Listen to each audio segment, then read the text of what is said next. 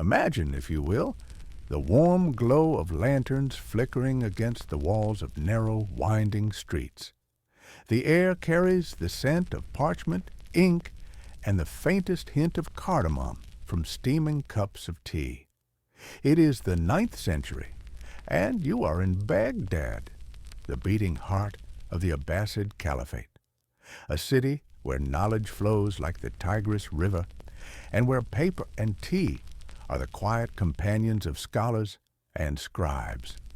This is a story not of kings and conquest, but of everyday life in the book markets of Baghdad, a place where the hum of conversation blends with the scratch of reed pens, where paper makers, ink makers, and booksellers work in harmony. Tonight, we begin our journey into this world of quiet craftsmanship, where the making of books was as much an art as the words they contained. Let us start with the city itself. By the 9th century, Baghdad was the largest city in the world, a sprawling metropolis of 500,000 souls. Its circular design, inspired by ancient Persian cities, radiated outward from the caliph's palace like the rings of a tree. But our focus is not on the palace. It is on the bustling districts of papermakers and booksellers where the true treasures of the age were crafted. The day began early in Baghdad. As the first light of dawn touched the horizon, the call to prayer echoed from the minarets, stirring the city awake. Shopkeepers rolled up their awnings, bakers pulled fresh bread from clay ovens, and water carriers made their rounds, their goatskin bags slung over their shoulders. Among them were the scribes and papermakers, men whose work required patience, precision, and above all, quiet. In the book market, known as the Souk al-Warakin, the stalls were simple yet orderly. Wooden shelves held stacks of paper, some still damp from pressing. The scribes sat cross-legged on cushions, their writing desks, laws, balanced on their knees. Their tools were few but essential: a sharpened reed pen, a pot of ink, a knife for corrections, and a smooth stone to burnish the paper. But before a single word could be written, there was paper to be made. And that, dear listener, is where we will begin our story next time. With the humble yet miraculous craft of turning flax and rags into sheets of paper, a skill that made Baghdad the literary capital of the world. For now, let the image of this tranquil marketplace linger in your mind. The soft rustle of pages, the murmur of scholars in debate, the warmth of tea in ceramic cups. A world built not on haste, but on the slow, deliberate creation of knowledge. Picture a quiet workshop on the outskirts of Baghdad, where the Tigris flows lazily under the heat of the midday sun. Here, in a shaded courtyard, a papermaker kneels beside a large stone basin, his hands moving rhythmically through the water. Floating in it are thin, fibrous strands, discarded linen, hemp, even old ropes, soon to be transformed into something precious, sheets of paper. This was the heart of Baghdad's book culture. Before scribes could write, before scholars could debate, before books could be bound, there had to be paper. And in the 9th century, paper makers was still a relatively new craft in the Islamic world, brought from China by way of Silk Road traders and perfected in the workshops of Samarkand before reaching Baghdad. The process began with rags, old tunics, sails, even discarded manuscripts too damaged to salvage. These were sorted by fiber: linen for the finest paper, hemp for the sturdier sheets. The rags were soaked in water and lime for days, softening them until they could be beaten into pulp. This was hard, repetitive work. Men with wooden mallets pounded the fibers in great wooden troughs. their movements steady, methodical, like the turning of a water wheel. Once the pulp was smooth, it was poured into a large vat of water and stirred with a wooden paddle. Then the papermaker dipped his mold, a wooden frame strung with fine bamboo or reed strips, into the mixture, lifting it with a practiced flick of the wrist. The water drained away, leaving behind a thin, even layer of fibers. Each sheet was carefully peeled from the mold and pressed between felt cloths to dry. Some workshops dried them in the sun, others in shaded courtyards where the air was still. The finest papers were polished with smooth stones, giving them a sheen fit for royal decrees or illuminated Qur'ans. And yet, for all its labor, papermaking was a humble craft. The workers wore simple cotton tunics, their arms often stained with dye or pulp. They drank cool water infused with mint or sipped weak tea between tasks. Their workshop smelled of wet fiber and wood smoke, a scent that clung to their clothes long after the day's work was done. By evening, stacks of fresh paper, some creamy white, others tinted with saffron or indigo, were bundled and sent to the booksellers of the Souk al-Warkan.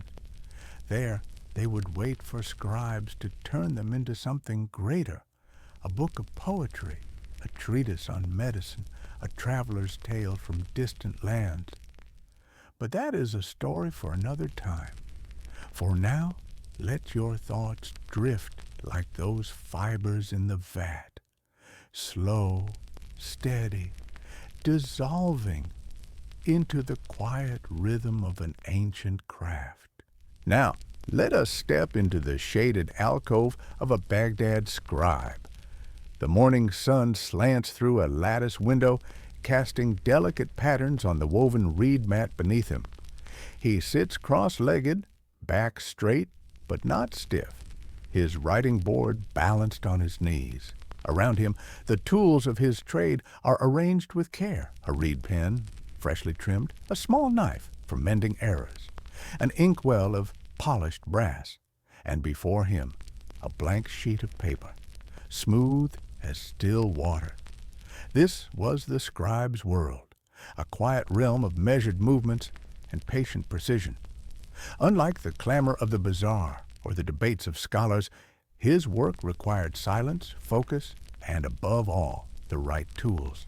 First, the pen, not a quill as would be used in later centuries, but a reed, kalam in Arabic, harvested from the banks of the Tigris or Euphrates. The best reeds were dried for months, sometimes years, until they hardened like bone. When ready, the scribe would sharpen one end with his knife, then split the tip ever so slightly to hold ink. A good pen could last for weeks if cared for. A poor one might fray after a single page. Next, the ink. Baghdad's ink makers were artisans in their own right, grinding soot or gallnuts with gum arabic and water until the mixture flowed like silk. Some inks were black as night. Others held hints of brown or gold depending on the recipe. The scribe would pour a small amount into his inkwell, just enough for the day's work, careful not to spill a drop on the precious paper. Then, the paper itself. Some sheets were rough, meant for drafts or merchants' ledgers. Others, smooth and burnished, were reserved for poetry or philosophy. Before writing, the scribe might run his fingertips over the surface, checking for imperfections. If the paper was too porous, the ink would bleed. If too glossy, it might not take the pen strokes at all. With everything prepared, the scribe would begin. His hand moved steadily, forming each letter with deliberate grace. Arabic script, with its flowing curves and sharp angles, demanded both discipline and artistry. A single page could take hours, especially if it were a sacred text or a royal commission.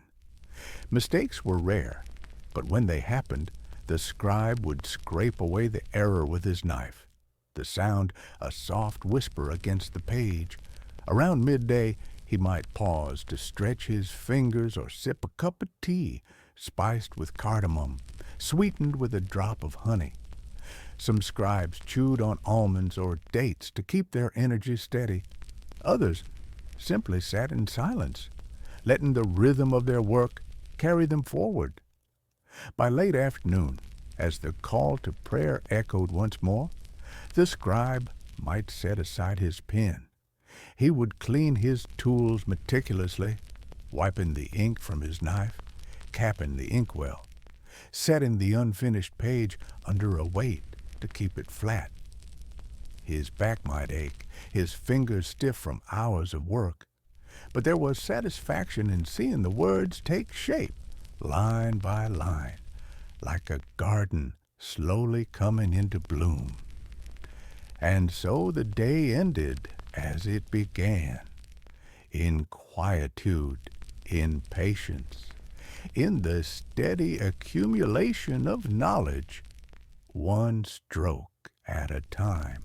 Let us now drift into the Souk al-Warakin, Baghdad's great book market, where the scent of paper, leather, and ink hung in the air like the perfume of a scholar's garden. Here, beneath canopies of sun-bleached linen, booksellers arranged their treasures on low wooden shelves. Some volumes lay open, their pages whispering in the breeze. Others were stacked neatly, their spines flush against one another like old friends. This was no ordinary marketplace. There were no shouting vendors hawking spices or carpets, only the low murmur of debates, the occasional chuckle over a witty verse, the rustle of pages turning. Customers browsed slowly, running their fingers along the edges of codices as if reading them by touch alone. Some wore the fine linens of wealthy patrons, others the worn but dignified robes of students, saving for a single precious text. At the heart of the market stood the waraks, the booksellers. More than mere merchants, they were scholars in their own right, knowing each volume's origins, its scribe, even the papermaker who had crafted its pages. A skilled warak could glance at a book and tell you whether its ink was from Basra or Damascus, whether its binding was new or repaired, whether its margins bore the faint notes of a previous owner. Some stalls specialized in certain subjects, Quranic commentaries here, Greek philosophy there, medical treatises near the fountain where doctors often gathered. Others sold the tools of writing, reed pens bundled like wheat stalks, ink cakes wrapped in waxed paper, polished writing boards for travelers. A few even offered precious imports, Chinese paper as thin as moth wings, or Byzantine parchment scraped so fine it was nearly translucent. Yet for all its activity, the Souk al-Warakin had its quiet corners. In the shade of a cypress tree, an elderly scholar might sit cross-legged, reading aloud to a circle of students, his voice as steady as a river's current.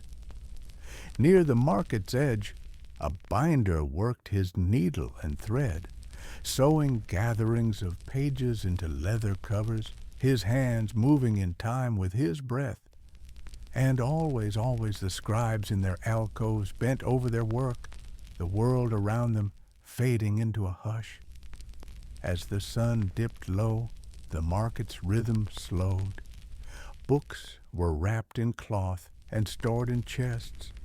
Inkwells were sealed against the evening damp.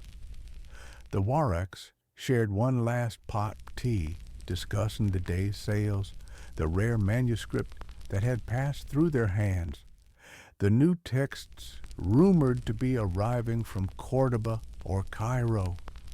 Then, one by one, they extinguished their lamps, leaving the square to the murmuring of pigeons and the first stars overhead. Now let us step into the dim, resin-scented workshop of a bookbinder. Here, time seems to move differently, measured not in hours, but in the number of stitches sewn, the layers of glue brushed, the weight of polished wood pressed upon leather until it remembers its new shape. The binder's day begins with gatherings, neat stacks of folded pages, each one a cluster of 4 or 5 sheets nested together like birds in a nest. These are the bones of a book, and they must be perfectly aligned. The binder runs a calloused thumb along their edges, checking for any stray fibers. Satisfied, he reaches for his awl and pierces a series of tiny holes along each fold, his movements precise as a surgeon's. Now the needle enters, a curved sliver of bronze, trailing linen thread waxed with beeswarden. The binder's hands move methodically, in through one hole, out the next, pulling the thread taut but not tight. Too much tension, and the pages would pucker; too little, and the spine would sag. Over and over the needle dips and rises, connecting gatherings to one another until the book's spine begins to take form, ridged with thread like the segments of a caterpillar. Once sewn, the book must be shaped. The binder brushes the spine with warm gelatin glue, then hammers it gently to round a curve. Some binders add a strip of linen across the back for strength. Others weave cords into the sewing to anchor the covers later. The smell of glue mixes with the earthy scent of damp paper, a humble, comforting aroma. Now, the covers. A piece of hardwood, olive or walnut, sanded smooth, is cut to size. The binder measures twice, then planes the edges until they are softer than a well-worn coin. Leather follows, goatskin, often soaked in water until pliable. The binder stretches it across the boards, folding the excess over the edges like tucking a child into bed. He works quickly before the leather dries, smoothing out wrinkles with a bone folder. Finally, the moment of union. The sewn pages are fitted into their covers, their spine glued against the leather's inner curve. The binder places the book under a stack of smooth stones, leaving it to dry overnight. By morning, what was once a pile of loose pages will have become an object meant to outlive its maker, to be held in other hands in other centuries. Now, let us enter a room where the air is thick with the quiet intensity of thought. Here, in a sunlit corner of a Baghdad scholar's home, a translator bends over his desk, surrounded by manuscripts in Greek, Syriac, Persian, and fresh sheets of paper awaiting Arabic script. His work is neither swift nor simple, for he moves not just between languages, but between worlds. The translator begins, as all translators must, by reading. Slowly. His lips move slightly as he sounds out the foreign words, testing their shape. Sometimes he pauses to consult a lexicon, a well-worn volume where previous scholars have penciled alternative meanings in the margins. A single Greek term might require a full Arabic phrase to capture its essence. A Persian metaphor might need to be gently reshaped to bloom in another tongue. His tools are few: ink, pen, and patience. But his true instruments are memory and intuition. He knows that to translate is not merely to substitute words, but to listen, to hear the whisper behind the text, the rhythm of the original author's thoughts. A medical treatise from Galen must remain precise. A line of Plato's philosophy must still lift the mind upward. Around him, the house breathes softly. A servant brings tea, steam curling from the cup. In the courtyard below, a fountain murmurs. These sounds do not disturb him. They are the backdrop against which his concentration deepens, like a scribe's hand steadying with each stroke. Hour after hour, the pages fill. Sometimes he debates a choice with himself, murmuring alternatives aloud. Occasionally, he sets a troublesome passage aside to revisit later when the mind is fresh. There is no rushing this work. A single page might take a morning. A dense philosophical text could occupy years. By evening, his back aches. His eyes tire. He caps the inkwell, sets the pen aside. The translated pages are stacked neatly, weighted under a smooth stone to keep them flat.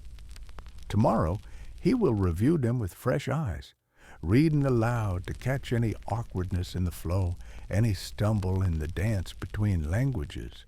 And so the great conversation continues, Aristotle speaking through Arabic, Persian poetry finding new voice, Indian mathematics unfolding in fresh terms. Not a word is lost, only reborn. Come now into the hush of an illuminator's studio, where sunlight slants through pierced latticework, dappling the work table with tiny stars. Here, time slows to the pace of a single brushstroke, each movement deliberate, each breath measured. Before the illuminator lies a nearly finished Quranic page, the black ink of its calligraphy already dry.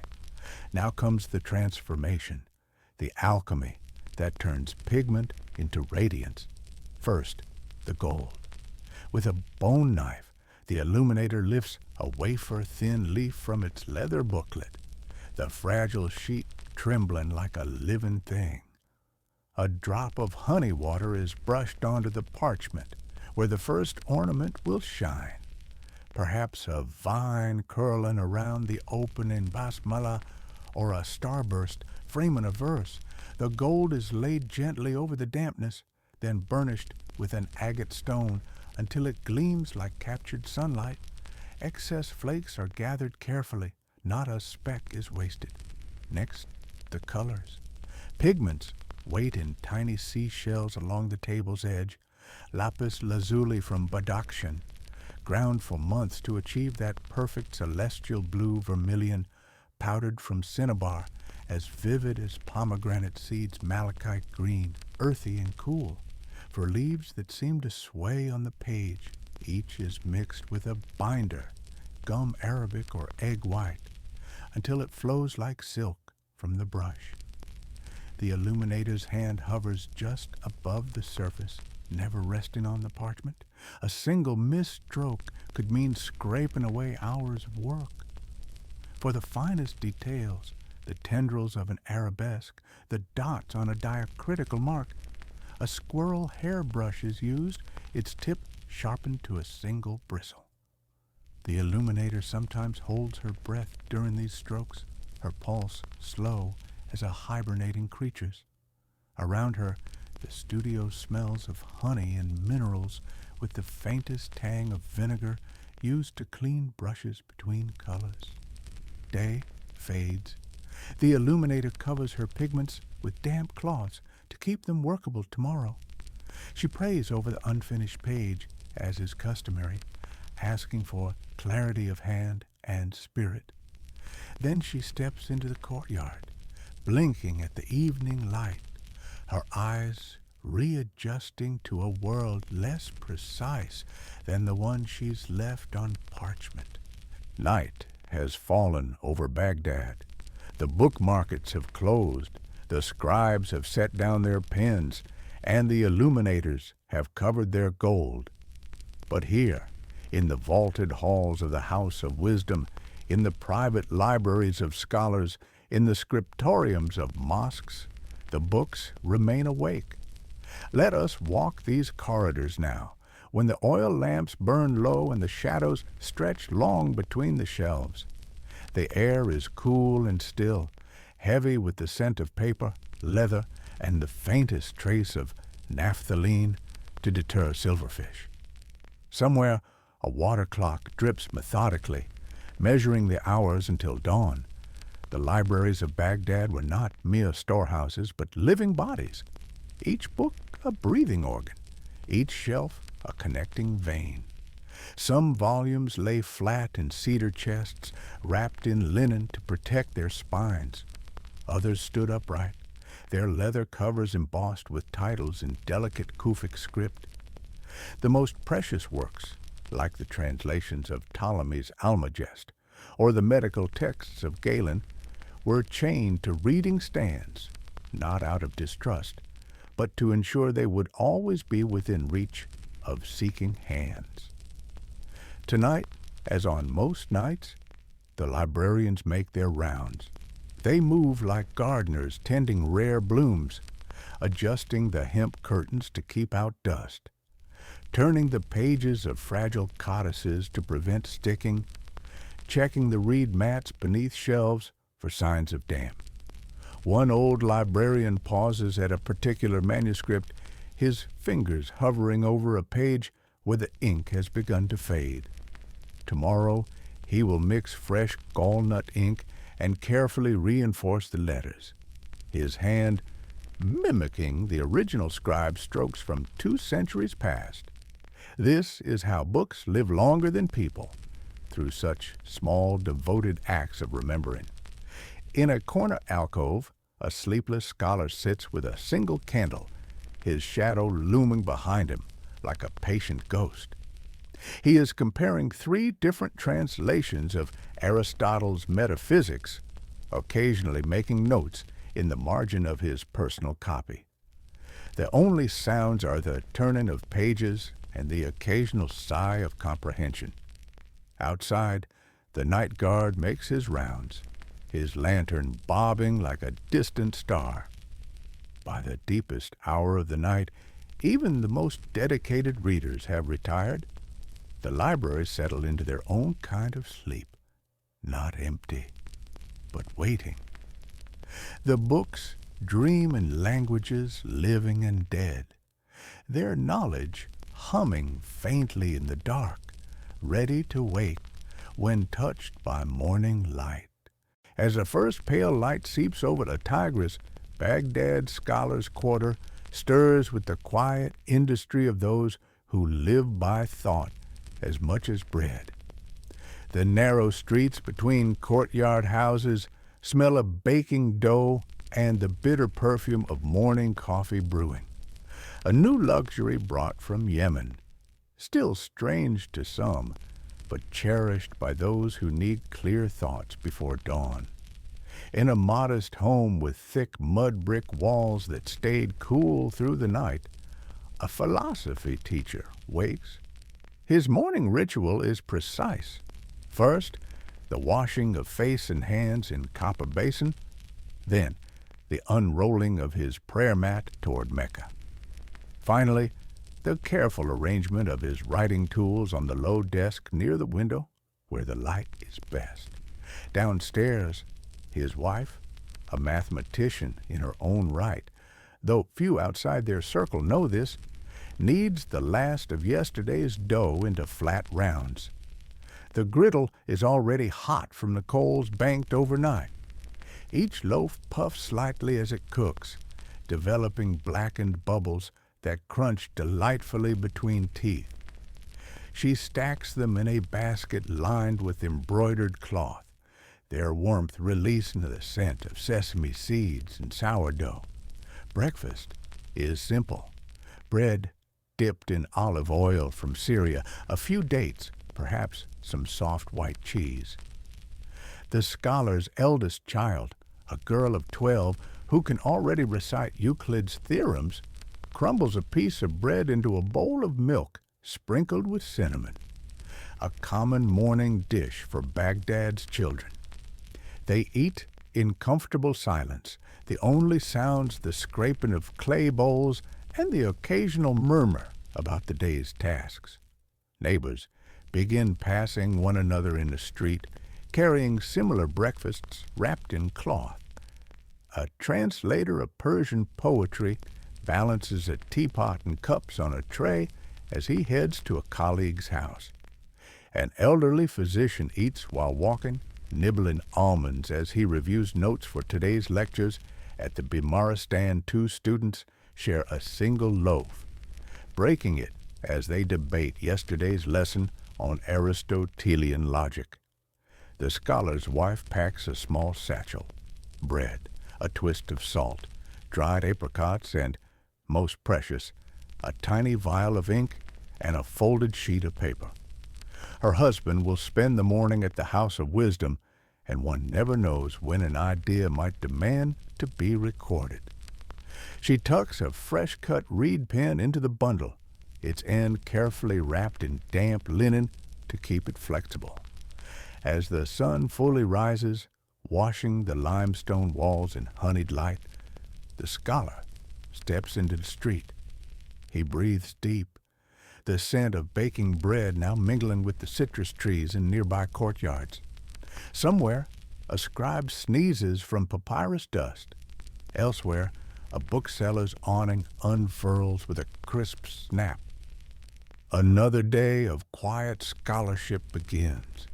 As the last light fades from Baghdad's rooftops, the city's thinkers gather in quiet rebellion against the night.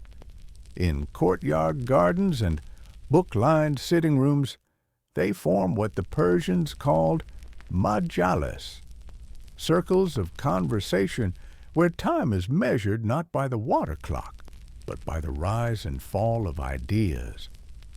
Tonight's gathering takes place in the home of a retired judge whose house is famous for its double courtyard, one for summer evenings beneath the stars, another for winter nights warmed by a brazier. The guests arrive in ones and twos, each bringing something. A physician carries a rare Galenic text recently arrived from Constantinople. A poet comes empty-handed, but full of verses composed that afternoon. The youngest attendee, a student of calligraphy, carefully balances a tray of almond-stuffed dates.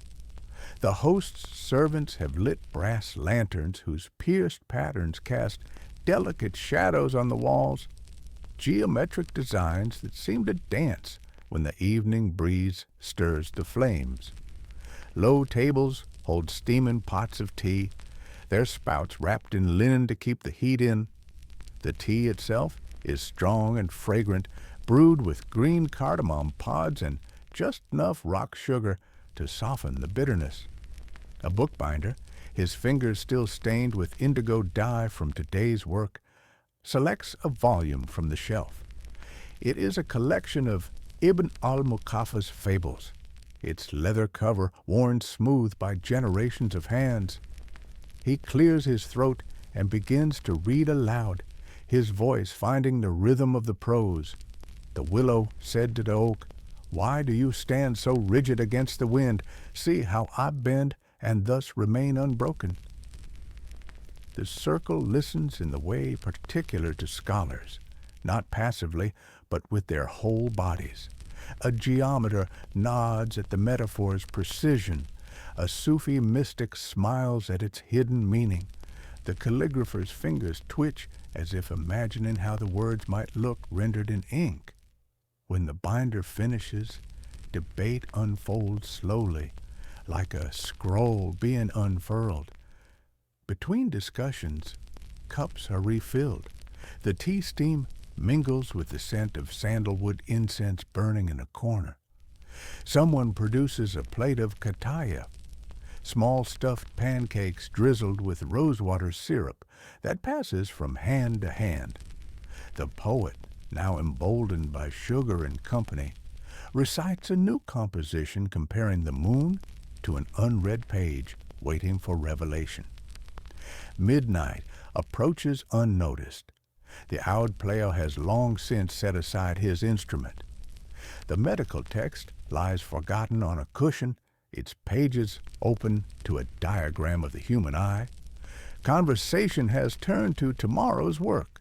A translator needs help with a tricky Sanskrit passage. The bookbinder promises to repair a damaged manuscript. The student shyly asks if he might practice his script by copying tonight's poem. One by one, the guests take their leave, stepping into the cool night air. The judge stands at his door, offering each a sprig of basil from his garden, an old custom meant to ensure sweet dreams.